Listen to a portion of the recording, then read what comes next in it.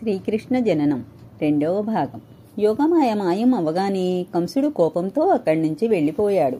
కంసుడు వెంటనే మంత్రిమండలిని సమావేశపరిచి, జరిగినది మీకు తెలుసు కదా, నన్ను చంపేవాడు తప్పించుకుని పోయాడు. వాడు బ్రతికి ఉంటే నేను మరణించడం ఖాయం. ఇప్పుడు కర్తవ్యం ఏమిటి అని మంత్రిమండలిని అడిగాడు. యథా రాజా తదా ప్రజ అన్నట్టు అందరూ కలిసి పుట్టిన పసిపిల్లల్ని అందరినీ చంపేయండి అని చెప్పారు. వారు ఇచ్చిన సలహా బాగుంది అని కంసుడు సంతోషించి పూతన అనే రాక్షసిని పిలిచి రాజ్యంలో ఉన్న పసిపిల్లలందరినీ చంపేయి అని ఆజ్ఞ ఇచ్చాడు. పూతన రాజ్యంలో ఉన్న పసిపిల్లలకు తన విషపు పాలను ఇచ్చి చంపేస్తూ ఉండేది. ఇలా జరుగుతుండగా ఒకరోజు నందుడు వసుదేవుడిని చూడటానికి చెరసాలకు వచ్చాడు. తమకు సంతానం కలిగింది అని చెప్పి తమ రాజ్యంలో విశేషాలు చెబుతాడు.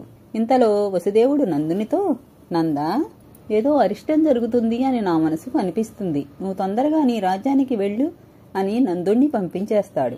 నందుడు వెంటనే బయలుదేరతాడు. నూతన పసిపిల్లలను చంపుకుంటూ శ్రీకృష్ణుడు ఉన్న స్థలానికి వచ్చి వేషం మార్చుకుని శ్రీకృష్ణుడిని చూసి తన మనస్సులో ఈ బాలుడు ఎంత బాగున్నాడు అనుకుని నిద్రపోతున్న కృష్ణుణ్ణి ఎత్తుకుని బయటకు తీసుకువెళ్లి పాలు ఇవ్వబోతుంటే వెనక రోహిణి యశోద వద్దు వద్దు అని వారిస్తున్నా వినకుండా కృష్ణుణ్ణి నిద్రలేపి పాలు ఇస్తుంది.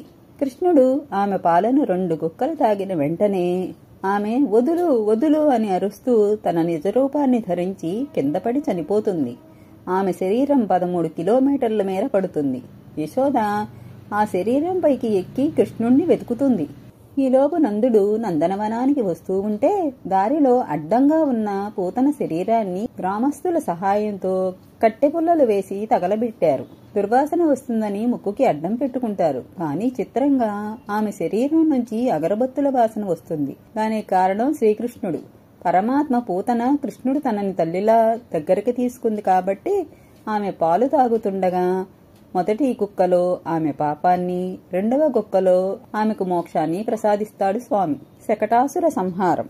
పూతన మరణం తెలుసుకుని కంసుడి కోపం ఇంకా పెరిగిపోతుంది. శకటాసురుణ్ణి పిలిచి శ్రీకృష్ణుణ్ణి చంపమని పంపిస్తాడు. ఇక్కడ నందనవనంలో నందుని ఇంట్లో చిన్ని కృష్ణుడు బోర్లా పడతాడు. తల్లి యశోద అది చూసి నందునితో, స్వామి, నా బిడ్డ పుట్టిన తర్వాత మొదటిసారి బోర్లా పడ్డాడు, వెంటనే ఉత్సవాలు జరిపించాలి అని అంటుంది. నందనవనంలో ఉన్న ప్రజలందరినీ పిలిచి విషయం చెబుతుంది. అక్కడే ఉన్న శకటాసురుడు ఒక బండి రూపం ధరించి నందుని ఇంటి ముందు ఉన్నాడు. నందుడు దానిని చూసి నిజంగా బండే అనుకుని అందులో పాలకుండలు, పెరుగుకుండలు, నెయ్యి కుండలు పెట్టారు. దాని పక్కనే యశోదమ్మ చిన్న మంచం వేసి దాని మీద చిన్ని కృష్ణుడిని పడుకోబెట్టింది. అవకాశం కోసం చూస్తున్న రాక్షసుడిని కృష్ణుడు చూశాడు. చిన్ని కృష్ణుడు ఆడుకుంటూ ఆ బండిని తన కాలితో తన్నాడు. అలా తన్నంగానే బండి గాల్లోకి వెళ్లి పెద్ద శబ్దంతో ముక్కలై పడిపోయింది. లోపల ఉన్న నందుడు, యశోద, గోకులవాసులు కంగారు పడుతూ బయటికి వచ్చి చూశారు.